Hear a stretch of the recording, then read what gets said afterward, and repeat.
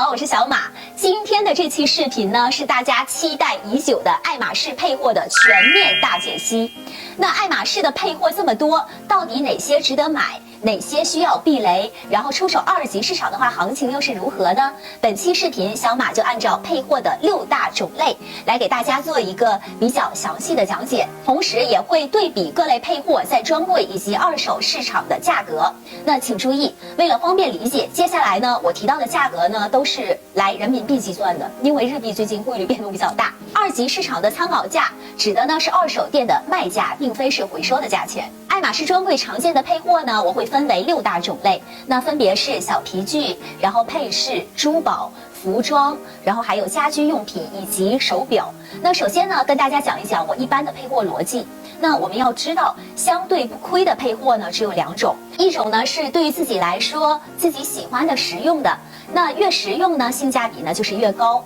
那另一种呢是在市场上受欢迎的，也就是在二级市场上流通性比较好的。那流通好呢，你才能卖得快嘛，也才能出得到好价钱。那对于小马来说呢，如果是按照第一种实用性排序的话呢，那是小皮具大于配饰，大于家居用品，大于服装，然后大于珠宝，最后是手表。那因为呢，爱马仕的小皮具和配饰是我用的比较多的。那家居用品里，像那种陶器呀，或者是抱枕之类的呢，我觉得也还都不错，它又好看又实用。而服装，然后珠宝、手表的话，对于我来说呢，相比爱马仕，我可能更喜欢一些其他的品牌。那尤其是手表，那毕竟爱马仕呢，它不是专门做手表的品牌嘛，所以它的表呢，相对于来讲，技术和价值，都是有限的。而我个人的话呢，对表还是有一些自己的小执着的，所以呢，更喜欢戴专业的钟表的品牌的表，而不会选择爱马仕的手表。那刚刚说的呢，排序我只是个人的情况，那所以你的排序可能跟我是不一样的，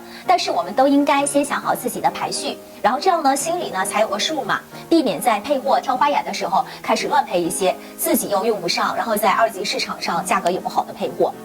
然后呢，我们再来看一看他们在二级市场上的流通性，也就是他们所谓的保值性的顺序。那以我的经验来看呢，一般说是小皮具大于配饰，然后大于小型的这种家居用品，然后大于珠宝，大于手表，然后大于服装，然后最后是大型的家居用品。那在二级市场上呢，一般像钱包、卡包和小马挂件这种比较小的皮具呢，可以卖到专柜的7到9成的价钱。那像丝巾，然后项链、手链，那以及皮带等配饰呢，可以卖到专柜的5到6成的价格。然后像小型的这种家居用品，那比如说像抱枕啊，还有瓷器等，那也是可以卖到3到6成的价格。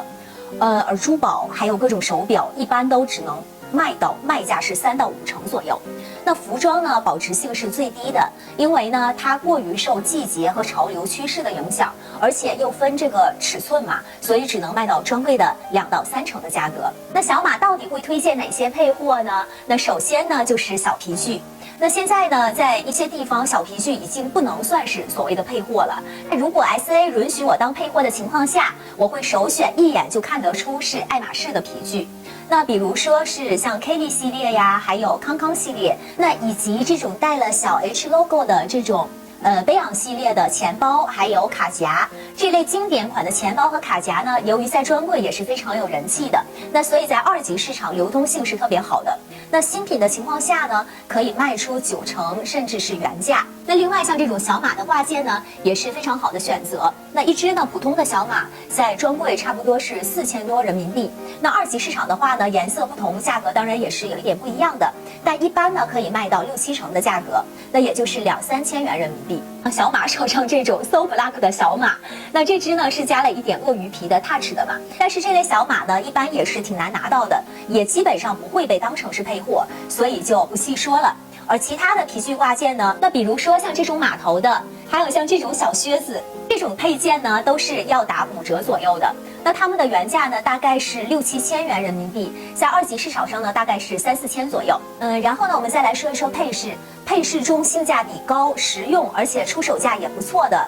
代表，那就是丝巾类了。例如呢，像这种推理，那专柜的价钱呢大概是1600左右，那在二级市场上呢也是可以卖到1000多一点的。还有像这种方形丝巾，如果是90/90的尺寸的话呢，专柜大概是4000多一点，那在二级市场呢一般也是可以卖到2000多的。那丝巾的颜色和图案这么多，该如何挑选呢？小马会推荐大家尽量选择爱马仕比较经典的颜色。那比如说是像黑色、黄色的搭配，还有蓝色、红色的搭配，然后或者是以粉色为主色。那这种呢，出手的价格呢，一般会更好一点。那图案的话呢，小马会优先选择像这种稍微带一点动物图案的丝巾，然后比如说像马呀，还有大象呀，还有老虎等。而纯粹是风景或者是建筑物图案的，或者是大花朵，然后大纹路的那种丝巾呢，人气呢就会弱很多了。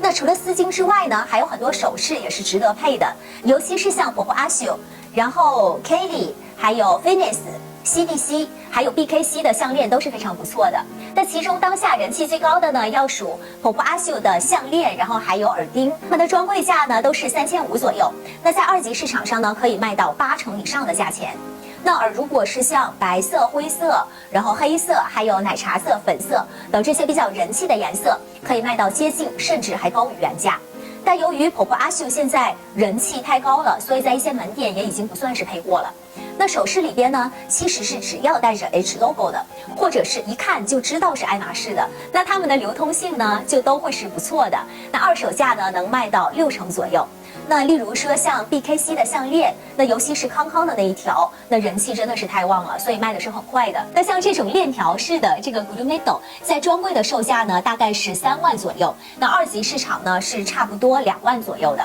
那以及像这个 Finesse 系列，俗称这个小 Q 的项链和手链也是非常推荐入手的，因为它的流通性是很好的。那比如这条镶钻的这个小 Q 项链，那在专柜的话呢，约是4万人民币左右，那二级市场呢，差不多也可以卖到2万多，也就是能卖到半价多一点的价格。那除了丝巾和首饰以外呢，那像这种皮带呀也是不错的选择。那它们主要呢是非常的百搭，自用的话呢实用性是很高的。然后还有男士的领带呀，市场的流通性也是不错的。那一般在二级市场上可以卖到专柜一半的样子。